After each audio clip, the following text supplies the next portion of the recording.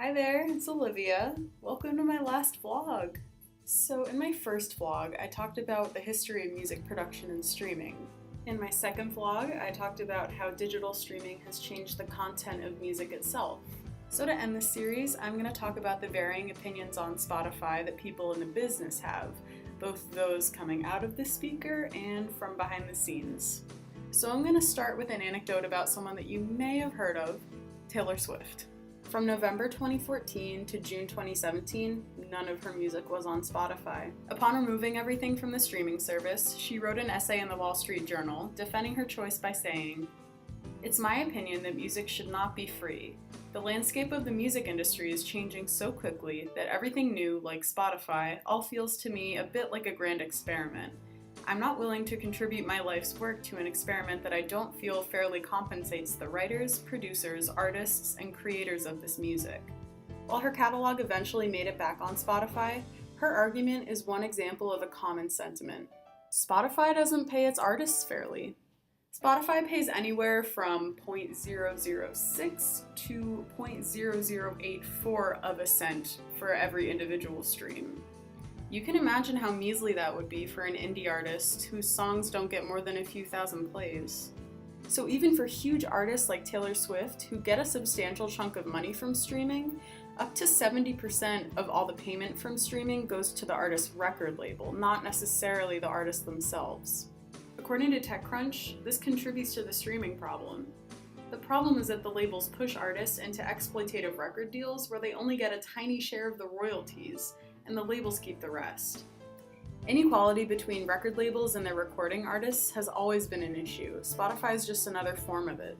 But on the other side of that coin, Spotify does offer a lot of benefits for artists. For example, when the band Spirit Animal was featured in a popular playlist called Hipster International, their popularity skyrocketed and they saw a major increase in revenue from streams. Steve Cooper, the frontman of the band, said it worked wonders for them.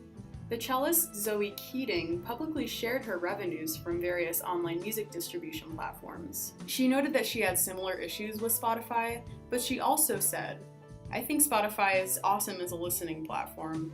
In my opinion, artists should view it as a discovery service rather than a source of income.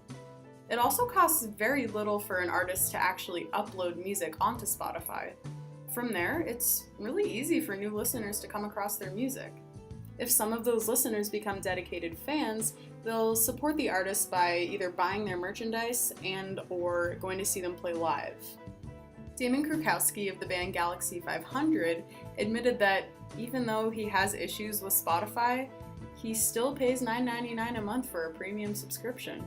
Writing for Pitchfork magazine in 2012, he said, "I love music, and the access it gives me to music of all kinds is incredible. Generally, Spotify's marketing and publicity potential outweighs the cons of the service. If these pros didn't outweigh the cons, Spotify might not exist.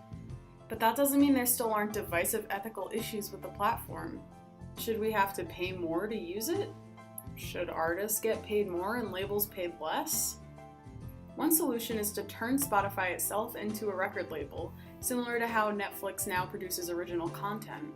This is because Spotify owes so much to the record labels that house recording artists and doesn't really have much control about how that money's distributed afterwards. If Spotify removes the third-party label, artists can get paid more upfront." Another example of this skip-the-middleman kind of approach was when Radiohead released their 2007 album In Rainbows. They released the album online with a pay-what-you-want scale, which included $0. While this kind of approach isn't necessarily feasible for lesser-known artists, it was a landmark move away from record labels. While the industry sorts itself out, for the time being, don't just stream your favorite artists, support them. Buy their music, buy their merchandise, tell your friends about them, and most importantly, see them live.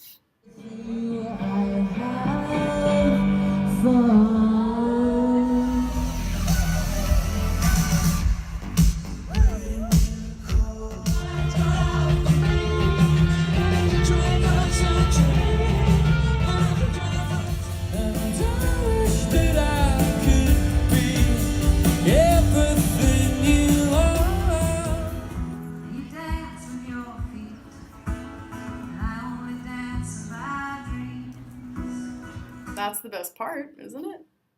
Alright, thank you so much for watching this vlog series. This has been really fun to put together and I've learned a lot. So, yeah, thanks again, and I will see you on the flip side.